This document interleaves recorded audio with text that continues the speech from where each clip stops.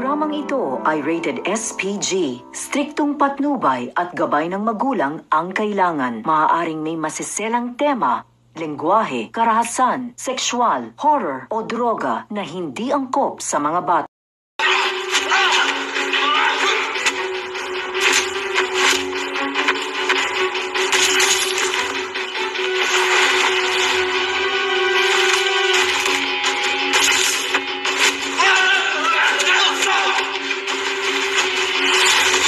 Magandang araw po mga katanggol, narito po ang pinakaabangan ng APG, ang Batang Quiapo.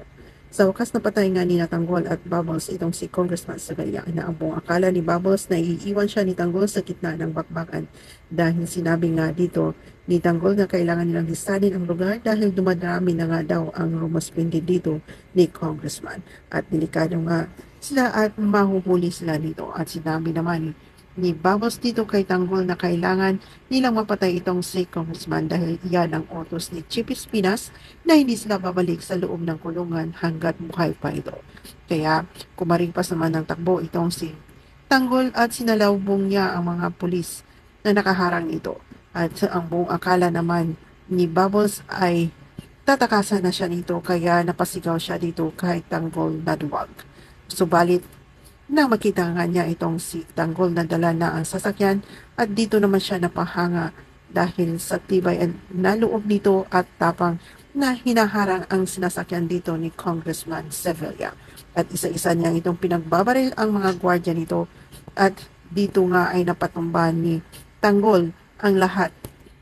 At dito naman ay tatakas sana itong si Congressman ngunit wala na siyang matakasan dahil na-corner na nga siya dito ni Tanggol at ni Bubbles. At dito nila pinaulanan ng bala itong si Congressman hanggat ito'y bumagsak at naliligo sa kanyang sariling dugo at hindi nga ito iniwan ni Bubbles at Tanggol na buhay itong si Congressman Sevilla. At nang marinig nga nila na Tanggol na paparating na ang mga barak dito naman sila ay tumakas. At binalita nga dito ni Bubbles kay Chief Espinas na natudas na nga nila itong si Congressman Sevilla ay kinatuwa naman nito ni Dolores.